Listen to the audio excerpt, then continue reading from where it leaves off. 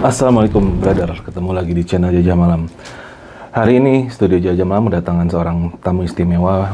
Beliau adalah salah seorang wanita yang mempunyai profesi yang sangat mulia, yaitu memandikan jenazah. Nah, di sini banyak sekali pengalaman-pengalaman beliau yang mungkin bisa menjadi pembelajaran buat kita semua tentang apa yang beliau lihat dan hubungannya dengan sang almarhumah semasa hidup. Tapi di sini nggak semuanya ya hal-hal seperti itu. Mungkin ada hal-hal umum yang akan diceritakan juga. Lu pengen tahu kan kisahnya seperti apa? Langsung aja gue perkenalkan dengan narasumber yang udah ada di studio. Nah, nama Mbak siapa ini? Mbak Tia lagi. Sehat Mbak Tia? Alhamdulillah. Mbak Tia, ini kan udah kedua kalinya nih Mbak Tia datang nih. Betul. Nah, tepatnya saya paksa untuk 2 kali. Kemarin lagi sibuk. Lagi sibuk terus ya? Banyak job. Nah, Mbak Tia kan bisa dibilang profesinya ini apa ya, nggak umum ya. Nggak, ibaratnya 1001 orang loh yang mau kayak Mbak Tia, apalagi perempuan gitu. Betul. Nah, di perjalanan Mbak Tia ini sudah berapa tahun sih Mbak Tia menggeluti dunia ini pemandi jenazah ini? Hampir 20 ya. Hampir 20 tahunan. Wow, itu udah bukan pemula lah bisa dibilang. Udah lumayan asam garam di. Bener. Nah, di sini saya ingin ini nih Mbak Tia nih menceritakan kisah-kisah selama perjalanan Mbak Tia sebagai mandi jenazah. Apa aja sih yang menurut Mbak Tia itu menarik ya, yang bahkan mungkin menjengkelkan dan mungkin apa ya yang menurut Mbak Tia tuh nggak didapetin setiap hari lah. Ada nggak sih kisah-kisah seperti itu Mbak Tia? Ada. Kali ini Mbak Tia akan menceritakan beberapa pengalamannya yang tidak biasa dalam memandikan jenazah dan juga memindahkan jenazah. Salah satunya ketika Mbak Tia diminta untuk memandikan jenazah salah satu anggota jaringan teroris di suatu tempat yang sangat rahasia, dan ternyata di dalam sana ada beberapa orang bersenjata yang mengawalnya, dan juga beberapa kisah lainnya yang juga menarik untuk kita dengarkan. Mari kita simak kisahnya.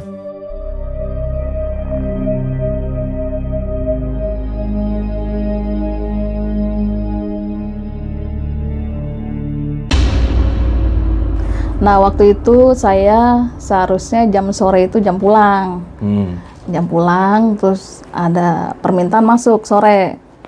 Pas saya mau pulang, kata temen, jangan pulang dulu, gitu.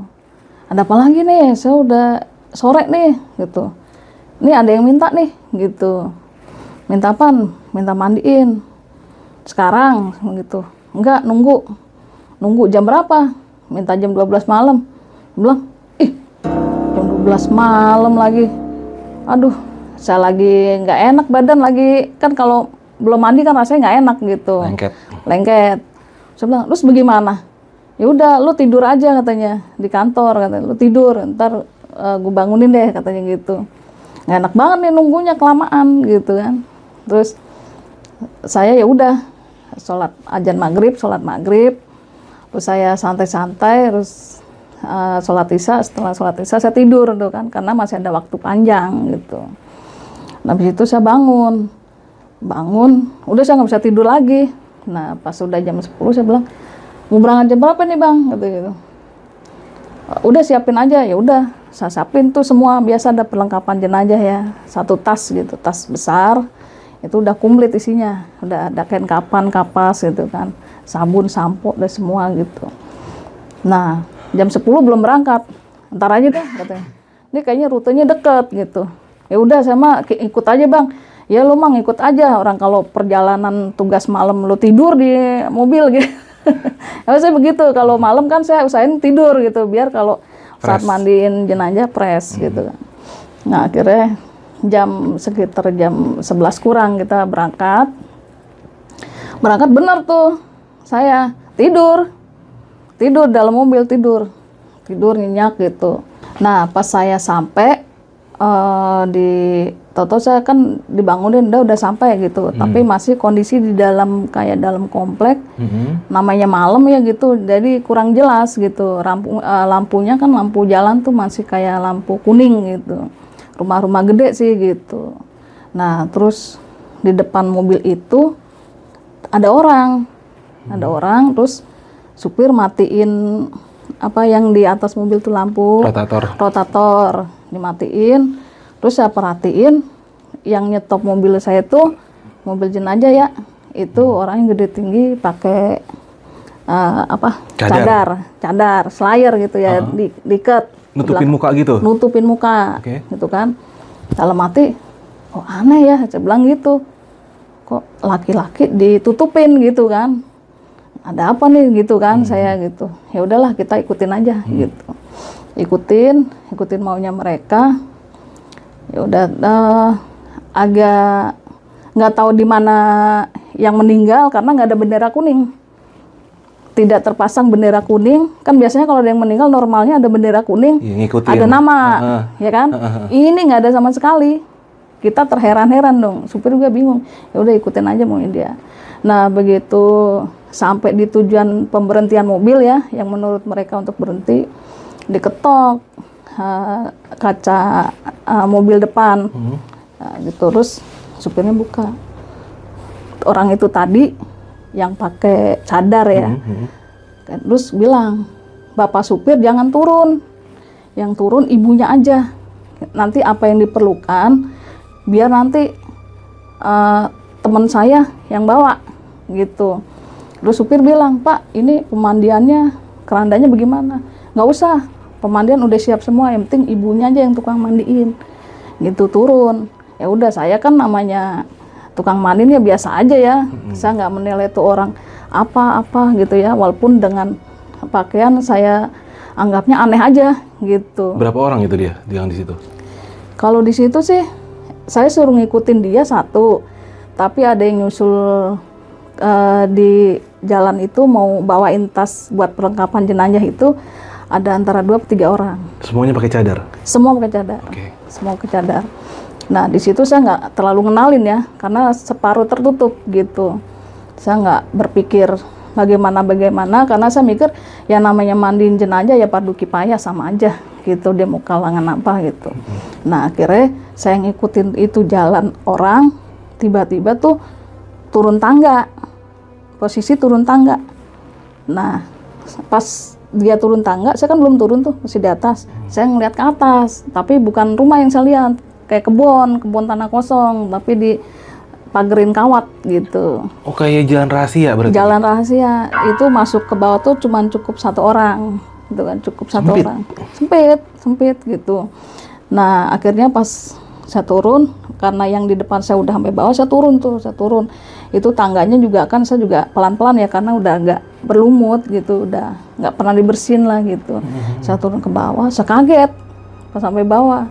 Itu banyak laki-laki pada pakai cadar ya gitu, kayak slayer pada hitam-hitam semua, bajunya ada hitam dan putih. Yang lagi saya heranin lagi, ada bawa senjata. Oh diselempang gitu? Selempang, belakang.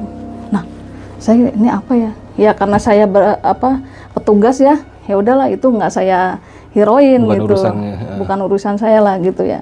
Saya fokusnya sama di almarhumah ini gitu. Akhirnya saya disuruh stop dulu, Bu stop, ntar kalau saya suruh masuk, lu masuk gitu.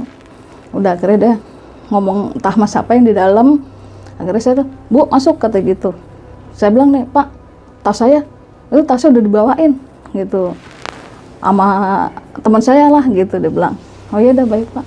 Udah saya masuk ke dalam, saya ketemu tuh lain orang lagi, bukan yang tadi keluar, lain orang.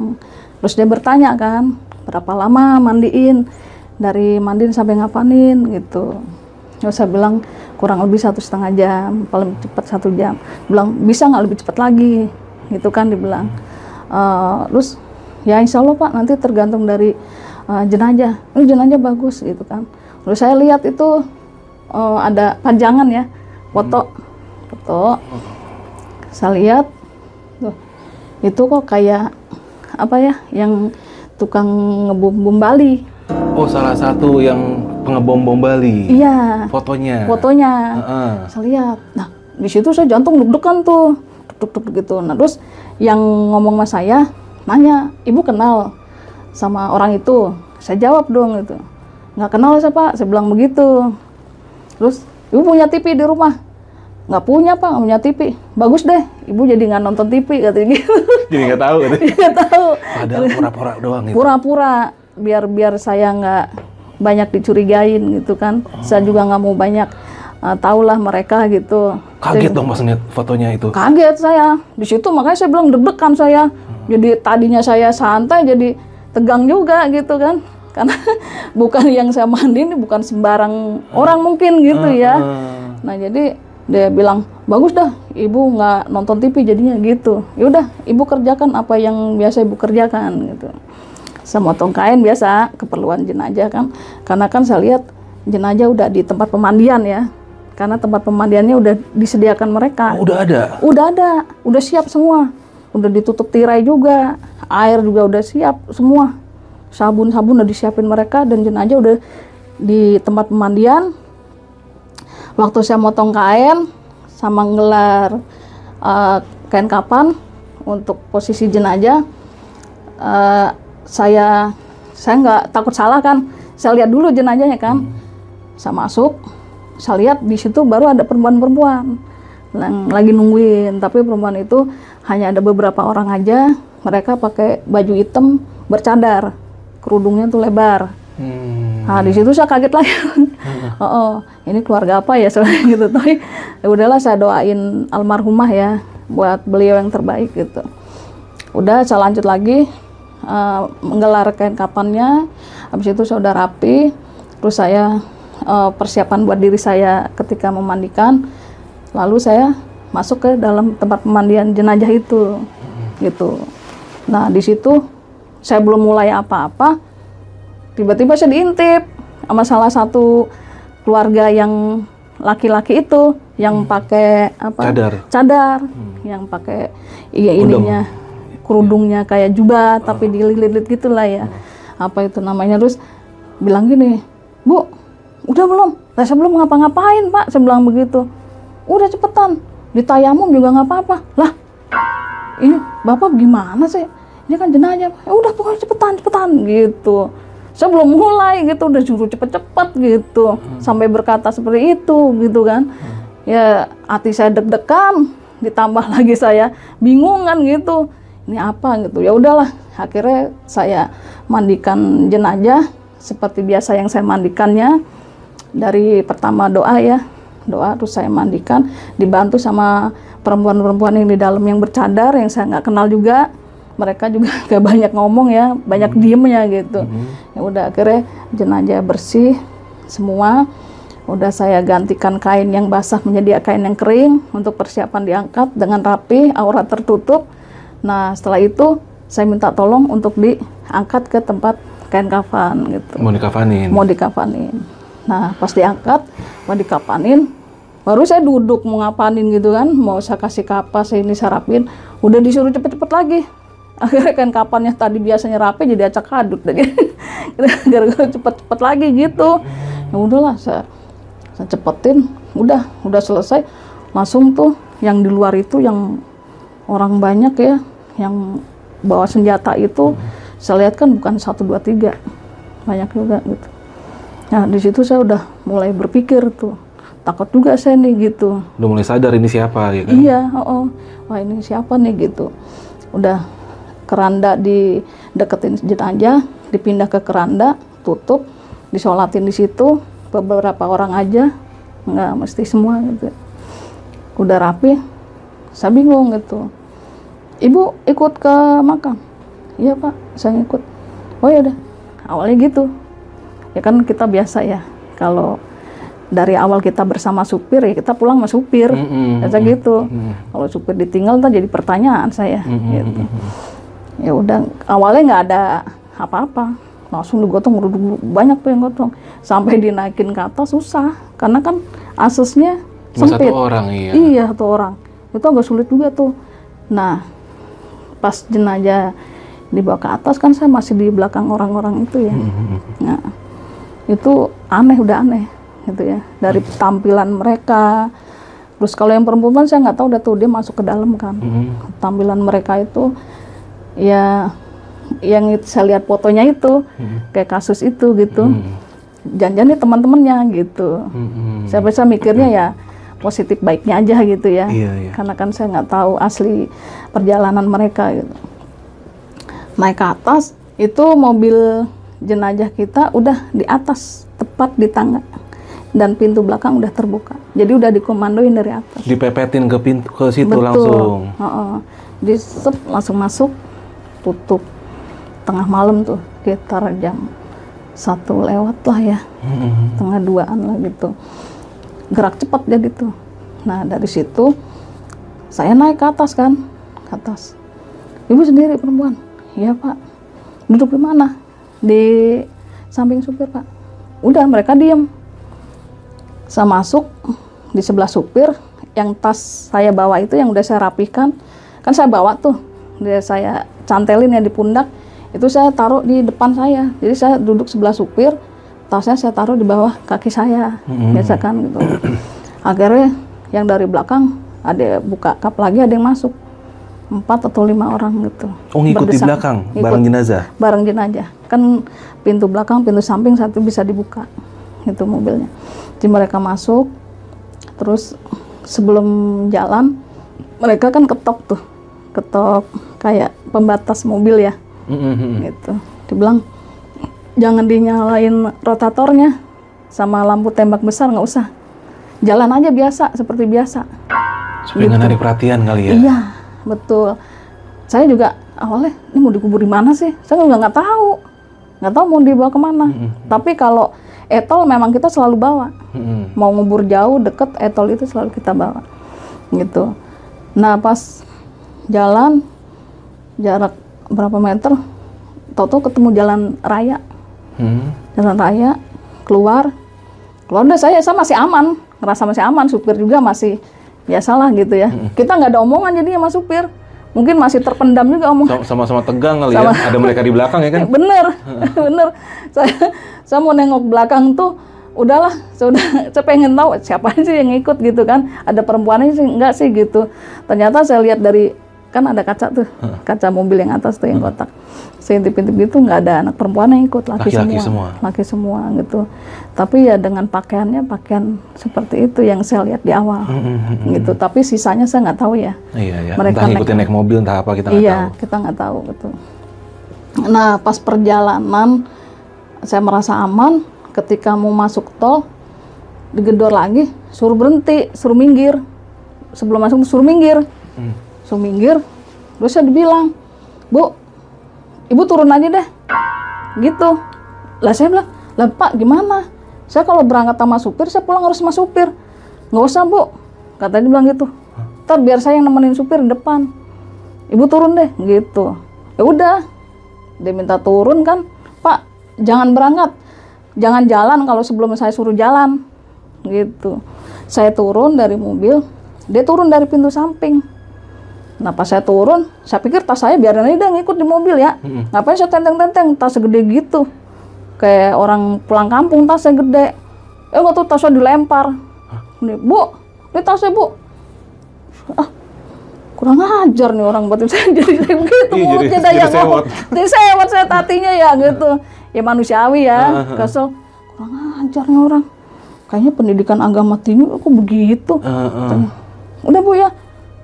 Saya bilang sama supirnya, Bang, saya pulang naik apa? Terserah deh mau naik apa. Ya udah, pintu jegrek ditutup tuh. Dia masuk tol. Ya udah, tas itu saya bawa kan. Saya tuh ya, Bang, mau tau nggak? Saya lagi kondisi hamil. Ibu lagi hamil? Lagi hamil. Hamil besar saya. Ya Allah. Itu jam 1-an berarti? Iya, jam 1 lewat udah saya.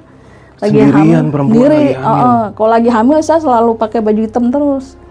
Orang nggak ngehin gitu. Saya lagi hamil, bawa tas gede, ditenteng di pundak. Udah ketuk apaan itu ya, begitu. Ya udah saya bismillahirrahmanirrahim aja deh. Ya gitu. Sejalan tuh, sedapatnya mobil lah. Jam segitu saya mikir juga naik apa gitu kan. Iya.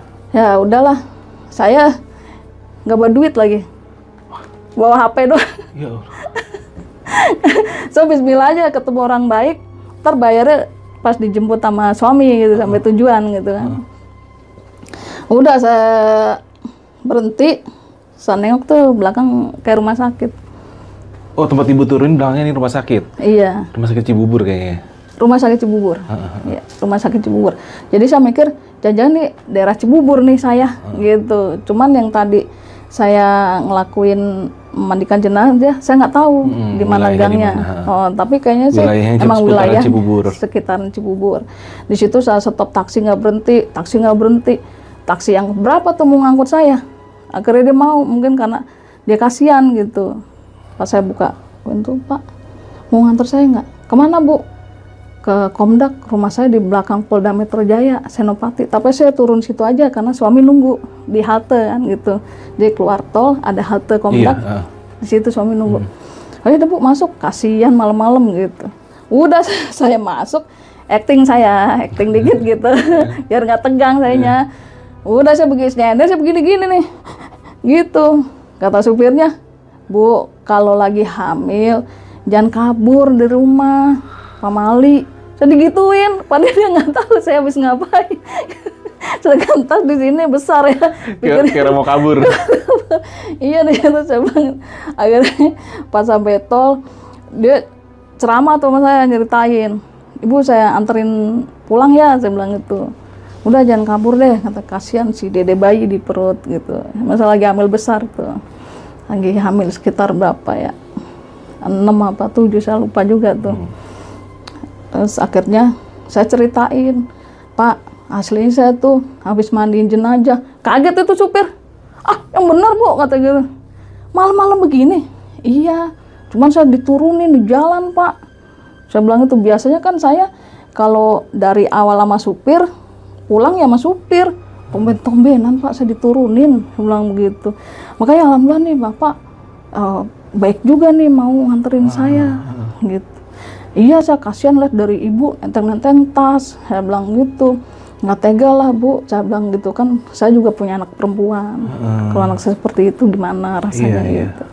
Udah panjang jalan saya cerita, mandiin ini, ya, biasalah gitu, dia nanya-nanya, nggak apa-apa, Bu, orang hamil mandiin aja. Pamali ya. Kan pamali, Bu, ntar kena begini begitu. Ya saya tinggal, kan kita ada doa, kan Allah yang kasih, kita terima, kita jaga dengan baik. Betul. Kalau masalah jenazah mah udah meninggal ya sudah. Kalau bangkit itu namanya sinetron, Pak. Iya, saya gituin. Tawa supirnya. Kata ibu lucu juga. Ya makasih, Pak, saya gitu. Udah saya turun nyampe. Terus saya bilang sama suami, nih Pak, suami saya yang asli.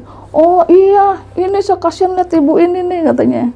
Saya bilang tuh, Pak, gimana, saya kagak buat duit, Pak, katanya. Jadi suami kaget, kamu gimana sih, katanya, naik taksi nggak buat duit. Akhirnya nggak mau dibayar awalnya supirnya. Gitu. Akhirnya saya nggak mau, saya ini, Pak, entar dulu, tunggu dulu, Pak. Udah suami saya pulang dulu kan, karena rumah deket kan di Senopati, lewat belakang Komdak itu. Udah dipulang dulu ngambil duit. Saya masih nungguin di dalam taksi, saya nggak turun. Dibayar. Ya udah, jadi saya sama suami saya cerita, tapi ceritanya nggak saat itu karena saya udah capek ya. Ceritanya besoknya. Nah itu supirnya gimana itu? Dibayar, saya nggak minta kembali. Supir yang bawa ambulan? Bawa ambulan. Besoknya baru cerita. Ketemu. Iya, terus? Ketemu saya. Dia agak sedikit kesel. Terus saya bilang, kemana sih Bang nganternya? Katanya, Cirebon. Gitu. Langsung ngubur, langsung. Di mana nguburnya? Hutan. Di hutan. Di sono udah ada beberapa orang yang nunggu di makam. Nah, begitu nyampe, kan mau nyalain mobil lampu belakang, maksudnya biar terang. Kata dia nggak perlu juga, karena dia bawa senter kecil, ke senter apa ya? Dia kayak senter tembak lah, gitu. Nggak usah nyalain lampu. Jadi nyampe langsung ke tempat makam, nggak ada transit lagi. Udah di situ udah ada orang, langsung dimakamin, terus ditutup kan ya, langsung ya udah selesai. Dan supir disuruh pulang, nggak ada dikasih minum supirnya. Oh gitu? Iya, basa-basi terima kasih nggak ada, cuman udah Pak, terima kasih ya, udah nyampe tujuan. Nggak ada terima, udah Bapak pulang aja, gitu. Nanti pembayaran ditransfer aja, gitu. Wah. Iya, dari situ supir baru rileks pulang, baru santai. Pertama jalan ya sama kayak saya waktu mau mandiin jenazah, diburu-buru, dia juga diburu-buru. Pak, bisa cepat nggak Pak? Bisa cepat nggak? Gitu. Sepanjang jalan diburu-buru? Sepanjang jalan, supirnya digituin. Dia bilang, tahu nggak ya, gue bawa jenazah, kayak bawa apaan? Apaan bang? Udah cepet-cepet, sama sebelahnya tuh, yang lu turun dia yang duduk, itu orang apaan sih ya? Lah saya juga nggak tahu orang apaan. Katanya, kan ada yang bawa senjata, gitu, yang di belakang, gitu. Dia bilang itu, aduh saya nggak tahu dah, bang, saya bilang gitu. Nah pulangnya dia baru santai tuh, jalannya tegang ini, udah nggak ada sirene, nggak boleh toet-toet, nggak boleh klakson. Ya emang tengah malam kan emang lancar perjalanan. Ini berarti kurang lebih tahun 2000 berapa itu? 2013. 2013-an. Nah ini menarik sih sebenarnya, ini nyambung juga, saya pernah baca berita atau kalau nggak salah nih, ntar saya cari editor, ntar cari linknya. Itu ada penggerbekan memang saat itu 2019 atau 2020 gitu di Cibubur. Jangan-jangan tempatnya yang ibu ini. Penggerbekan teroris memang di situ. Oh iya? Di Cibubur. Oh, gitu. Jadi kalau yang ya sekarang gini, sipil yang model kayak gitu bersenjata ya, maksudnya ya kan nggak mungkin aparat kan. Iya.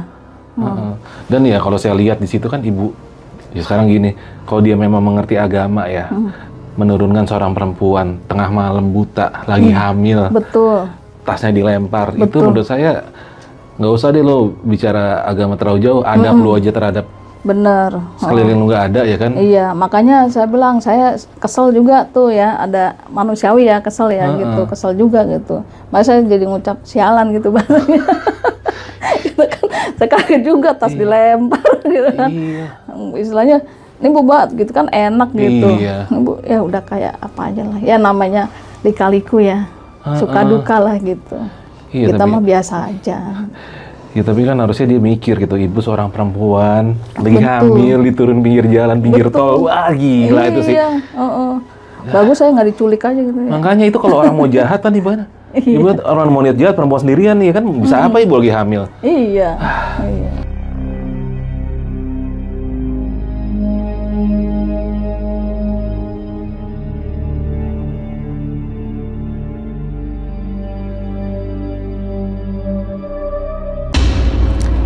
Jadi gini ya, Bang Arfi ya, mungkin orang taunya saya hanya petugas yang memandikan jenazah perempuan ya. Iya. Tapi di sisi lain saya juga pemindahan makam. Kalau bahasa kita relokasi. Memindahkan makam? Pemindahan makam. Artinya digali lagi? Digali lagi, kita yang angkat, mau itu kerangkanya atau masih ada, kita yang merapikan di kain kapan yang baru. Dari kain kapan yang lama atau masih ada kain kapan atau tidak, itu intinya kita rapikan kembali. Maaf saya potong, kalau ternyata pas relokasi itu baru usianya 6 bulan atau 7 bulan, itu gimana kan masih? Masih utuh. Iya, itu udah rusak, tapi maksudnya itu mindahinnya gimana?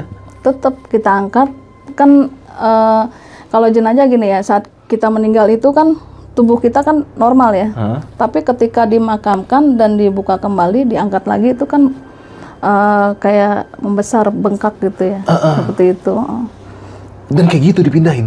Gitu, tapi kebetulan yang ini sudah lama, makam sudah lama, bukan makam yang baru dimakamin kita gali, bukan. Udah tidak tulang belulang lah? Iya, tulang belulang itu udah lebih dari 20 tahun lah. Oke, terus? Itu dipindahkan itu bukan karena dia sharing ke kita kasih solusi pindahkan, bukan. Tapi sebenarnya memang kalau di dalam agama memang kalau jenazah sudah dimakamin nggak usah dipindah. Tapi ada pun faktor yang harus dipindahkan karena makam itu bahasanya khawatir ya. Kayak yang saya pindahkan ini makamnya kan tidak jarang dikunjungi, tempatnya terjal, gitu. Jadi solusi keluarga yang minta dipindahkan itu dipindahkan tempat yang menurut mereka nyaman, lebih mudah dijangkau. Betul, jangkauannya gitu kan. Nah waktu itu kan saya pemindahan makam itu, ini ada kisahnya nih yang ini, ada kisahnya. Waktu di Solo, daerah Solo, yaitu makamnya sekitar Karanganyar Solo. Nah dipindahkan itu dari Solo itu dipindahkan ke Jawa Barat, gitu. Dari Jawa ke Jawa Barat dipindahkan, itu pilihan keluarganya. Kenapa dipindahkan? Karena di kampungnya sudah nggak ada rumah. mereka semua tinggal di Jakarta. Oh, udah pada pindah semua. Pindah semua. Keluarganya, jadi makamnya pun dipindahkan. Iya, dipindahkan. Biar jarahnya gampang. Betul, gitu. Nah, terus saya ngikut aja ya, namanya permintaan, ya selagi kita bisa, ya kita tolong. Gitu. Kan nggak ada, istilahnya saling tolong menolong itu kan baik juga. Apalagi yang kita pindahkan makamnya emang makam yang seharusnya menurut keluarganya emang harus dipindahkan karena kondisi dan faktornya gitu. Iya. Nah, di situ makamnya itu pinggir-pinggir itu seperti kayak hutan, dikeliling hutan. Tapi udah banyak makam. Nih ada yang unik nih, Bang Arfi ya. Mungkin kalau kata Kunjen sana, saya orang beruntung. Kenapa tuh? Karena sebelum saya masuk makam, kan nih di sana kan saat mau digali kan tukang gali udah di dalam nih, kan ditutupin tirai tuh makam yang mau digali. Jadi yang masuk ke dalam tirai tersebut orang-orang tertentu dan pilihan keluarga, termasuk saya, petugas saya, tim saya gitu ya. Terus sama keluarga dari almarhumah, terus suaminya, anaknya, tukang gali, kuncen gitu. Nah sebelum saya masuk ke situ, saya dengar raungan macan. Raungan. Wah gitu. Nyaring lah. Nah, terus saya meraba. Dari warnanya, gedenya segede orang. Hah? Macan putih. Oh gitu? Tapi adanya di ujung sana. Oh, jauh kelihatan dari sama ibu ada di ujung, ada macan gitu? Dari inian saya ya. Batin lah? Iya. Oh gitu. Karena saya dengar raungan. Nah terus pas kan agak naik ya, yang makam kita mau pindahkan itu kan naik ke atas gitu. Jadi satu makam itu hanya 3 orang. Jadi satu aja yang dipindahkan, yang 2 tidak. Nah terus naik ke atas, saya masuk, saya dengar suara itu, saya diam aja, saya nggak ngomong kemana-mana. Nah pas ketika lagi digali tuh di dalam kan, lagi pelaksanaan gali kan mereka ada ritual ya. Saya nggak tahu ritual itu apa. Menurut kita emang harus wajib di situ. Jadi ini kan makamnya ya kijingnya. Nah ini kijing ini nggak boleh dihancurin. Jadi dibongkar di bawah kijing. Oh. Jadi dia tukang galinya itu dari samping. Dari samping. Dilobangin gitu. Nah, dilobangin. Nah, kijing ini ditahan pakai tali tebel lah, kayak tali apa ya? Tali yang tebel itu. Ya kayak orang mau naik gunung kali ya, tali-tali. Itulah yang kuat di tiang-tiang gitu agar kijingnya itu nggak jatuh. Dia nggak mau. Oh, karena ini nanti walaupun jenazah udah diangkat, ini mau dijadiin apa? Pentilasan. Oh gitu. Iya. Buat petilasan. Buat pentilasan. Gitu. Walaupun jenazah udah kosong, udah diangkat. Nah, jadi saat itu kami kerepotan juga tuh. Saya dengan tim kerepotan ya bertiga. Jadi kita harus turun ke bawah. Jadi kayak dibikin apa? Goa. Nah, goa dalam juga ya. Akhirnya pas udah digali ya sampai bawah ketemu jenazahnya, kita angkat. Tadinya saya tunggu di atas, yang turun ke bawah teman saya, karena saya sedikit pusing juga, karena kan ada apa ya bahasanya, chemistry-nya, tarik ulurnya gitu kan. Oh kayak ada benturan energi lah. Iya, energinya. Jadi pusing gitu. Pusing gitu, tapi kan namanya saya ya lillahi ta'ala ya, kita ngelakuin ini kan juga minta ikhlas dan ridhonya juga gitu. Ya alhamdulillah dengan 2 tim saya itu, walaupun mereka kesulitan, saya bilang ini tarik ini, tetap saya komandoin terus akhirnya tertarik juga. Mereka di bawah yang satu dalalah saya angkat ke atas, terus tim gali udah diem aja, saya angkat terus sama yang satu baru naik, saya bawa jenazah di tempat yang kita mau rapihkan. Itu kondisinya, maaf tulang belulangnya itu masih nyatu atau sudah lepas? Masih satu kain kapan. Oh, masih satu kain. Masih satu kain kapan. Iya. Nah, satu kain kapan. namun talinya sudah terbuka. Terus saya bilang sama suami dan anaknya, Pak mau dibuka nggak? Kalau dibuka nggak apa-apa, kita buka biar Bapak lihat ini masih lengkap. Saya bilang itu. Akhirnya minta dibuka, saya buka. Itu masih kerangkanya lengkap dari kepala sampai kaki, sampai jari-jari kaki itu ada semua. Cuman ya kalau kulit nggak bisa dikatakan ya sudah habis gitu. Nah dari situ kita rapikan lagi, kita pindahkan dengan kain kafan yang baru yang kita siapkan sebelum sebelum ada jenazah kan kita rapikan kain kafan di tempat tanduknya ya. Kita rapikan di situ, kita kafanin lagi. Udah setelah itu kita berdoa, kan nggak ada sholat jenazah lagi ya. Kita doa. Namun sebelum kita berangkat ke tujuan, kan jenazah sudah masuk ke mobil. Saya disuruh makan. Pas disuruh makan, kebetulan saya lagi makan, sebelahnya kuncen kuburan itu. Kuncen kuburan. Ambil makan, saya ngomong sama kuncennya, ini saya nyeletuk aja, nggak pakai hati. Oh nggak enak, nggak ada. Saya cuman gini, Pak, iya Bu, wah Ibu hebat, bukan saya yang hebat Pak, tukang gali yang hebat. Saya bilang gitu, dia bisa ngegali saya gitu. Saya kan cuman minder aja.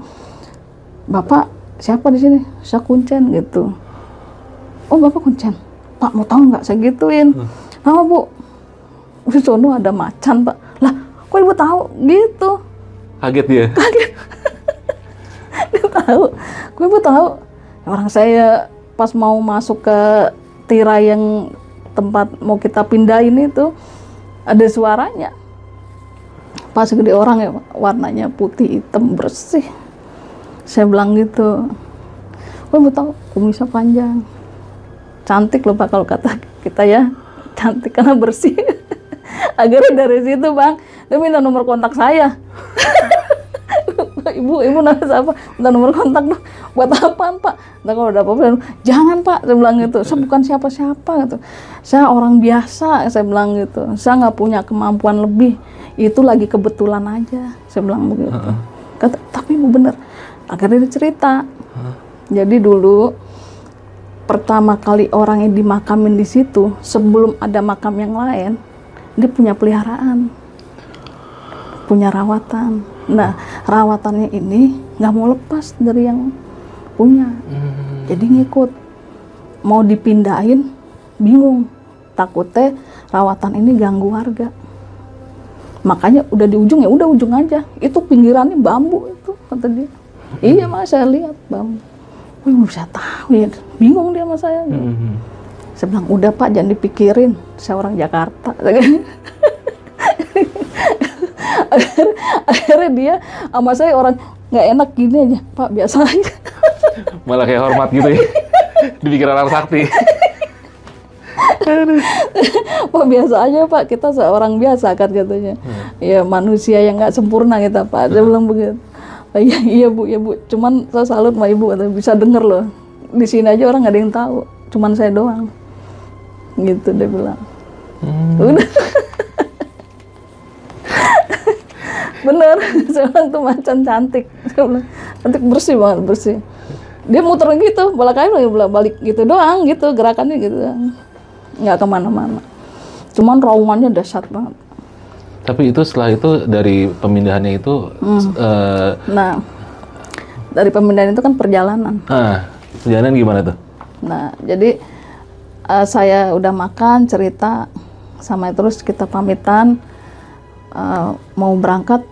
Saya bilang, ntar dulu deh abis sholat zuhur aja karena udah mau azan ntar lagi. Ya Bu, tim saya udah azan kumandang.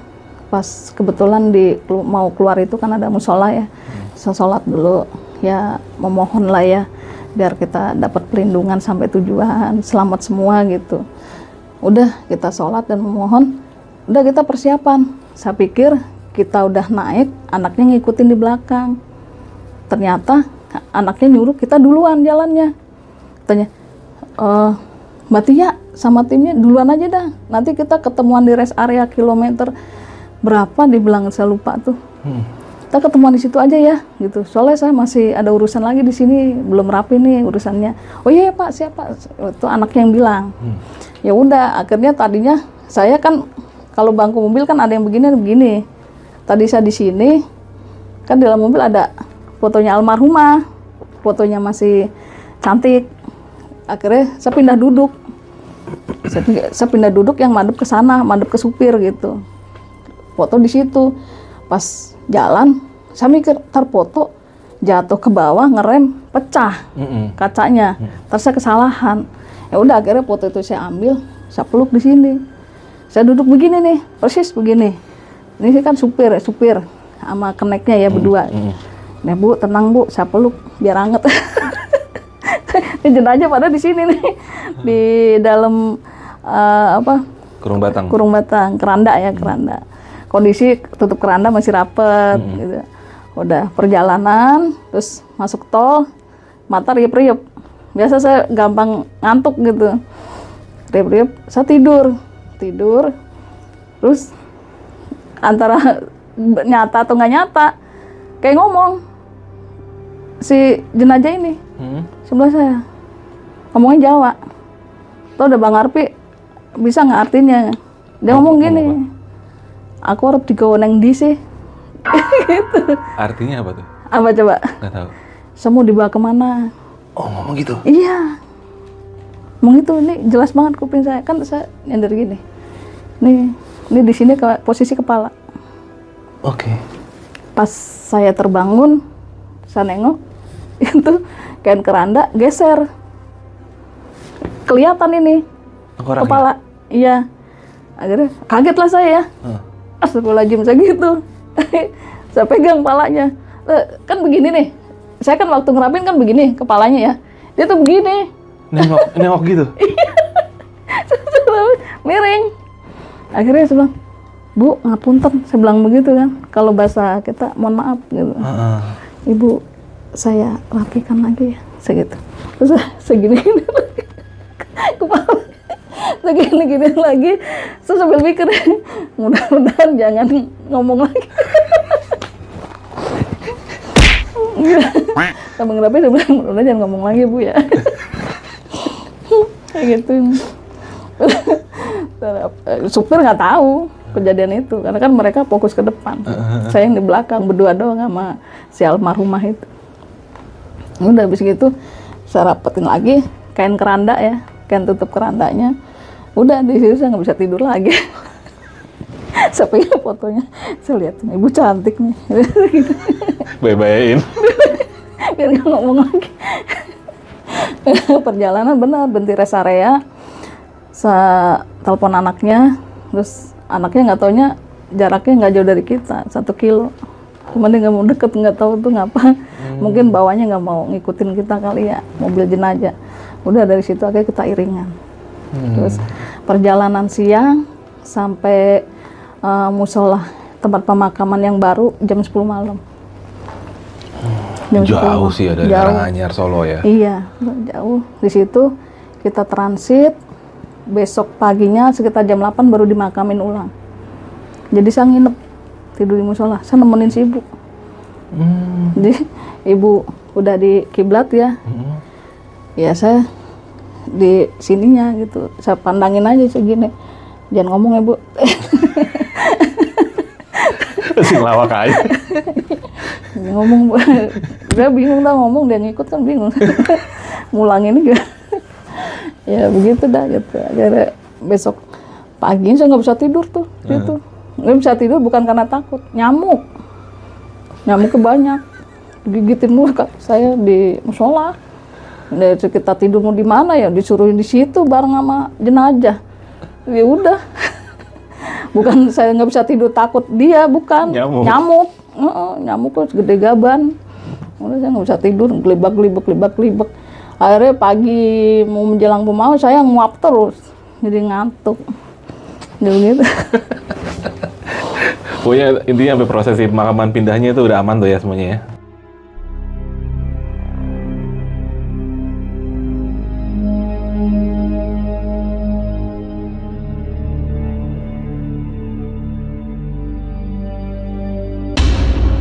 Nah Mbak Tia, selama pengalaman Mbak Tia sendiri kan ini bisa dibilang mengantar jenazah ya, mungkin ke kampung halamannya atau mungkin mindahin relokasi makam itu kan biasanya nggak dekat ya, dan sepanjang perjalanan itu kan terbilang panjang. Itu gimana sih Mbak Tia? Maksudnya nggak pernah ada yang gimana-gimana gitu sepanjang jalan. Pengalaman Mbak Tia gimana tuh?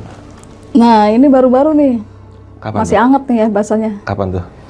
Ya baru-baru bulan ini, bulan Mei. Masih bulan ini? Ceritanya gimana tuh Mbak Tia? Oh, itu kan saya sama tugas saya relokasi. Nah, relokasi di daerah Padalarang, itu tepatnya di gunung apa saya lupa. Intinya makamnya itu di atas gunung. Atas gunung. Padalarang kilometer berapa tuh? Nah, dalam perjalanan kita karena pemakamannya digalinya pagi, jadi kita berangkat itu malam.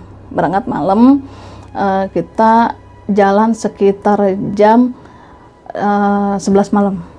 11 malam kita start terus perjalanan biasa kan. Kalau tol itu kalau makin malam banyak mobil ya.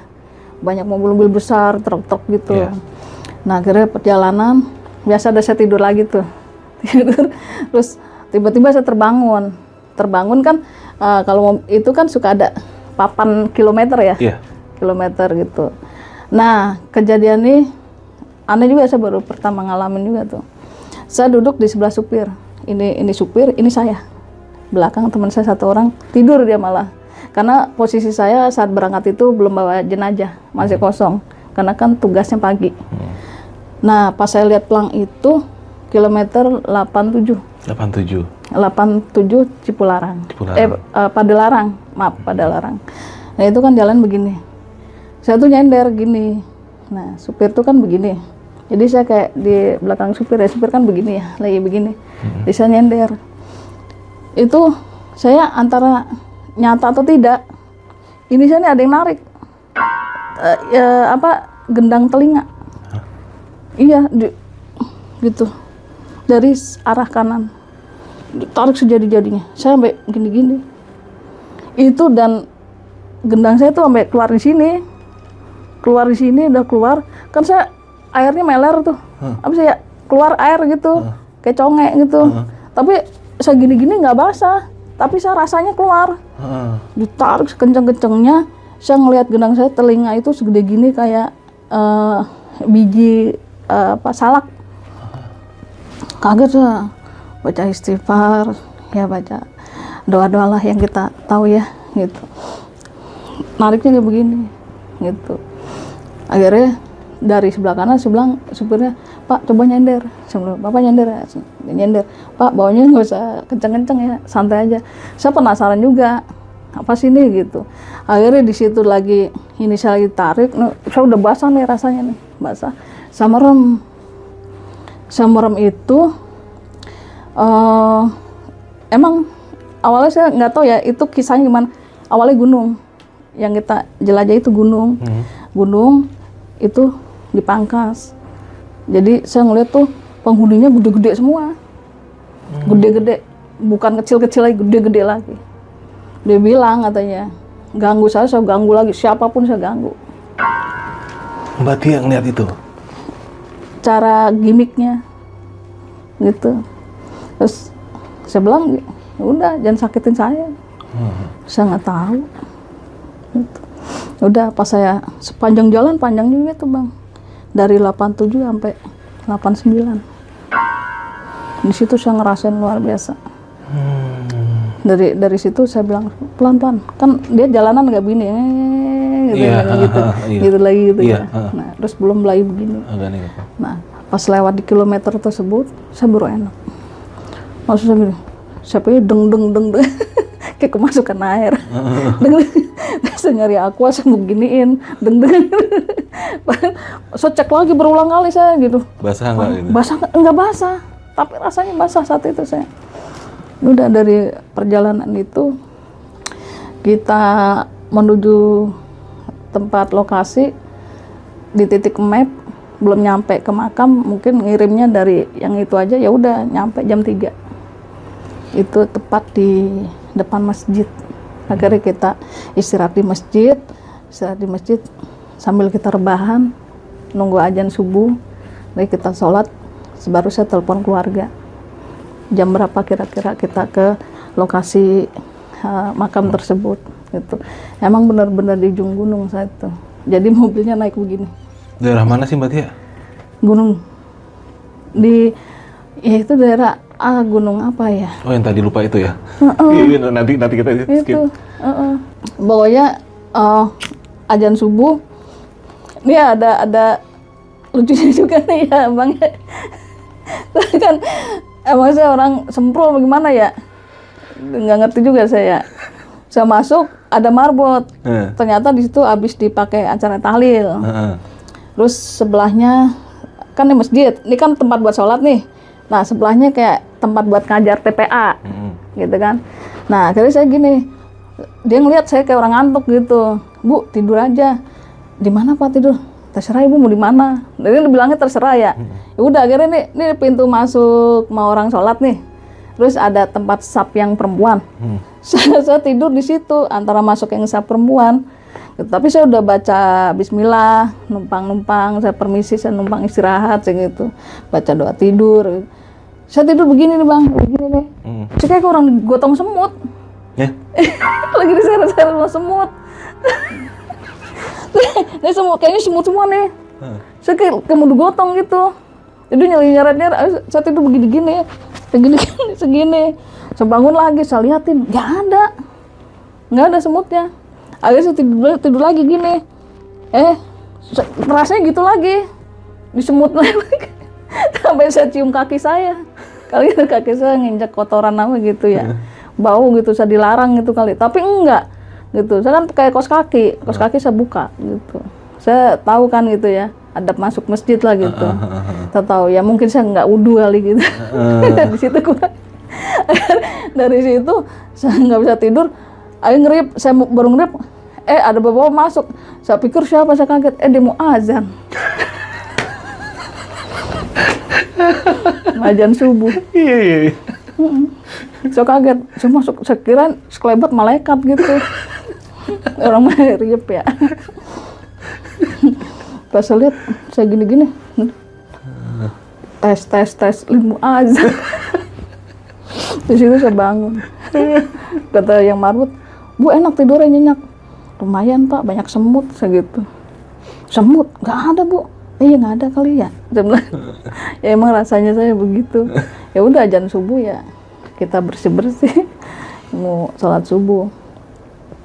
Habis sholat subuh, baru tuh saya telepon keluarganya. Ternyata ini masjid 1, 2, 3 rumah. Rumah keempat, rumah istrinya almarhum yang almarhum yang kita mau pindahin. Ternyata deket. Jadi dia udah ngeliat mobil kita, cuma dia nggak mau nyamperin, ntar aja dah. Oh gitu. Ya udah, pas di dalam mobil itu katanya, Ibu, rumahnya apa? Yang Ibu berhenti dari rumah saya udah deket. Di mana? Katanya. Itu yang gerbang saya kebuka. Lah, deket banget. Kenapa saya nggak disuruh tidur di rumah tuh? Bener. Namanya juga namanya ya. Namanya juga namanya. Ya mungkin saking nggak mau ganggu saya gitu. Positif aja. Iya. Pas saya ke situ, terus saya disuruh masuk, dipersilakan. Saya istri dari almarhum. Nih, ini Mbak Tia ya? Oh iya betul Bu, saya nelpon Ibu. Maaf ya Bu ganggu, nggak apa-apa. Ya masa mau pindahin si Bapak karena keadaan makamnya persis di pinggir tebing gunung.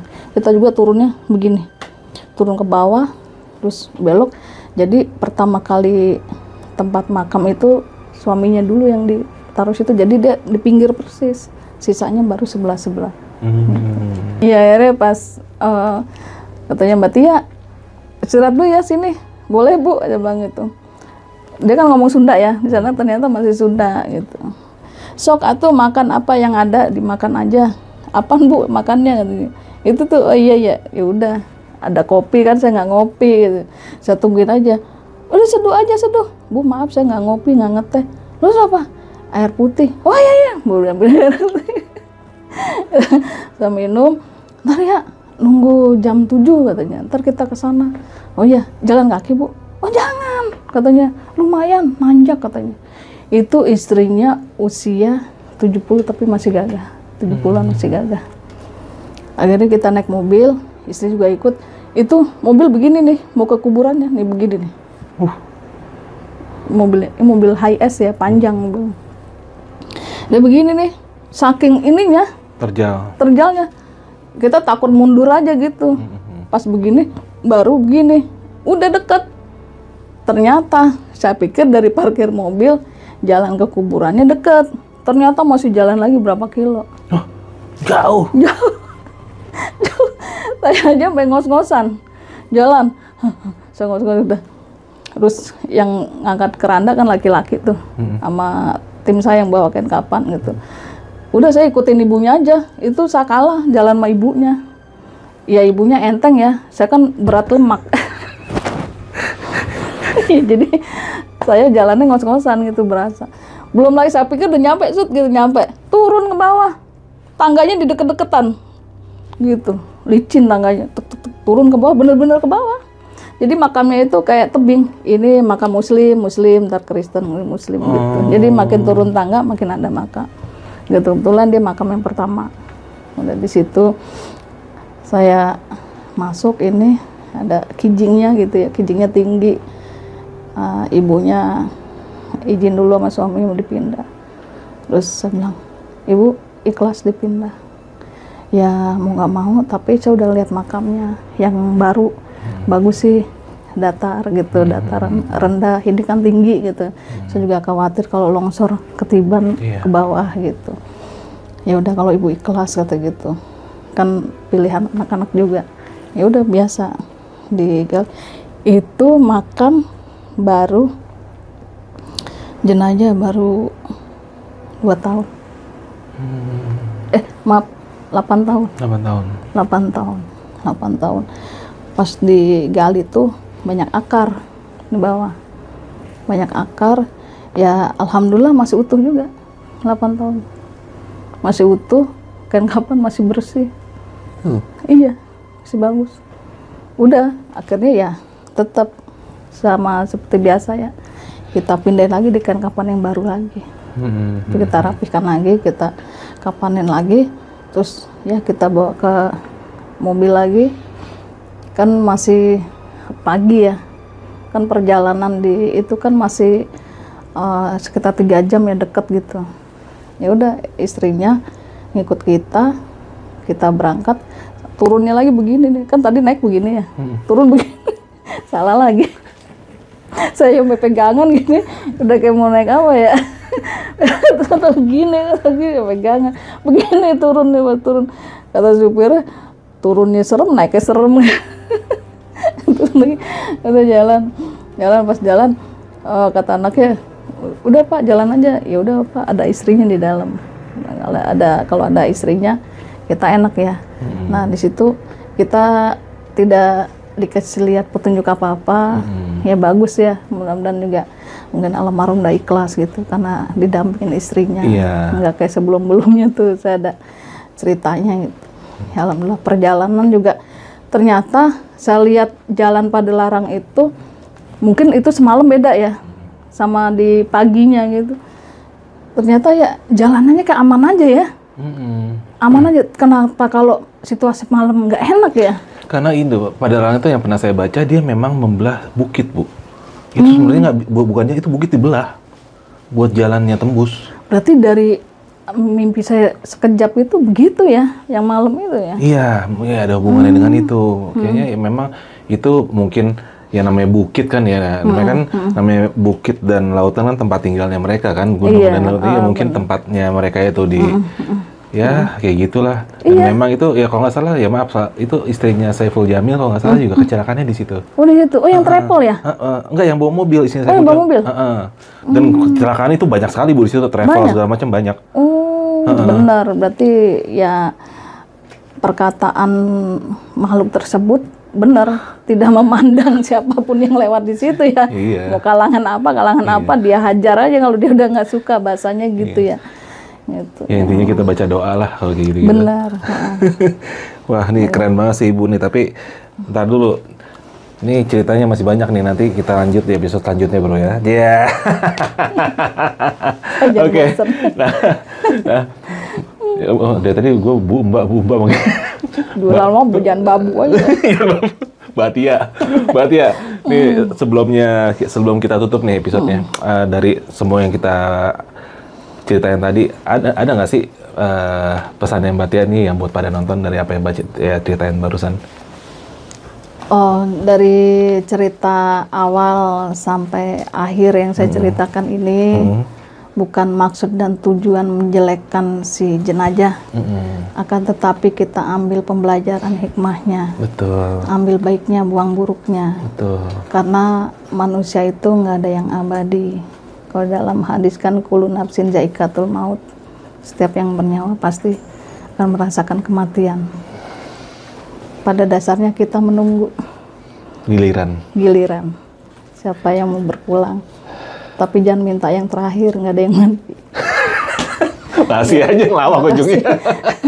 Mohon maaf lahir batin dari saya apabila ada ucapan dan kata-kata yang kurang berkenan di hati, jangan diambil hati, diambil baiknya aja. Mudah-mudahan kita semua diberikan umur sehat. Amin. Amin. Oke, brother. Ini kita tutup dulu Mbak Tia ya. Iya. Oke. Mbak Tia sebelumnya makasih banyak nih udah diceritain. Sama-sama Bang. Udah wah keren banget sih, terutama yang kisah yang awal tadi, ntar kita lanjutin. Oke, gua Alfi dari Jajah Malam dan Mbak Tia, kita undur diri dulu. Sampai ketemu di episode selanjutnya. Assalamualaikum warahmatullahi wabarakatuh. Waalaikumsalam. Gitu.